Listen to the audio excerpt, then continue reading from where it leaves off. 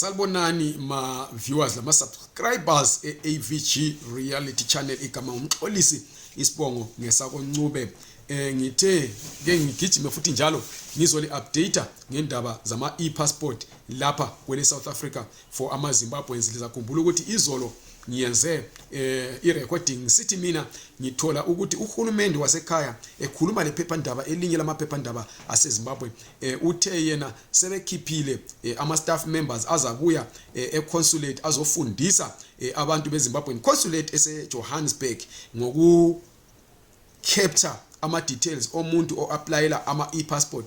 Uhulumende uthe kumbe ngithi mina isiphathamandla sikahulumende esikhulumela leyo newspaper sithe sona already abantu sebekhichiwe njalo i-process is already underway, sebeqalile ukuthi ba capture information yomuntu u-applyela i-passport. Ngokuthi kwabo bathi vele lamanje umuntu sengasukuma aye econsulate afike applyele i-passport abe asizwe kumbe ngithi asizakale khona phana eZimbabwe consulate. Kodwa bathe i-training process le yinto esahamba, into esaqhubeka, abakaqedi ukubaqeqesha labo bantu okufanele ukuthi ba capture ama e-passport applications. Kodwa bathi baba trainer on the job, okuthi ukuthi nxa ungafika eceleni ufuna ukuthi uphiwe kumbe uapplyele i-passport uyavunyelwa ukuthi uapplyela kulabo ke abantu abasatrainwayo. It becomes part of the training ukuthi wena i-application yakho bayi-capture bebonisa ukuthi hayi i-passport i-capture kanje, ordinary passport i-capture kanje. Kukhona ke umuntu othi yena yebo usehambile wayafika uthi uhambe this week waya econsulate yaseZimbabwe eseJohannesburg eEdenvale kuBoeing Road, wafika ke wa-applyela i-passport and uthi usizakele kakhulu.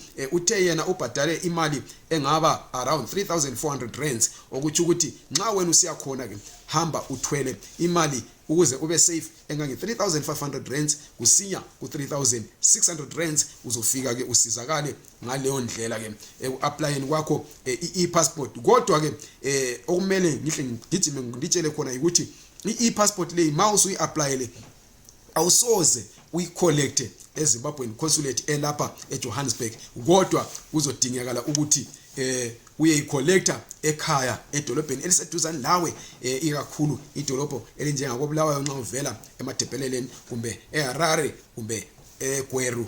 Yikho ke lokho esesithethina sakuthola okwamanje, kodwa asikatholi ukuthi asikatholi impendulo evela eZimbabwe consulate ngoba abakapost i-notice ku website yabo bekhuluma ngalolu hlelo, njalo imibuzo esibathumele yona abakayiphenduli, kukanti inamba zabo nxa sibafonela azibanjwa okwamanje. Ngithemba ukuthi babhizi kakhulu, kodwa sizaqhubeka sizama ukuthi sixhumane labo. Singaxhumana labo sizabuya sesiphethe information egcweleyo lokuthi yini umuntu okufanele ukuthi ahambe eyithwele ke nxa isiya lapho ukuthi ayo-applyela i-passport. Liyazi ukuthi la amanye ama-ordinary passport vele bekuhlala nje kuyithela wayeka, ubungazihambela noma ngasiphi isikhathi usiyoyi-applyela and uhamba because laphana ukuhamba usiyathatha ama-form, so ubungahamba uthwele imali engango-500 rand, then le mali yokushuta izithombe ufike ngale ufile iform uliphiwe ubhadale leyo mali yokubhadalela ama-form, ubusuhambisa ke ama-form akho ekhaya ukuthi bayokuprocessela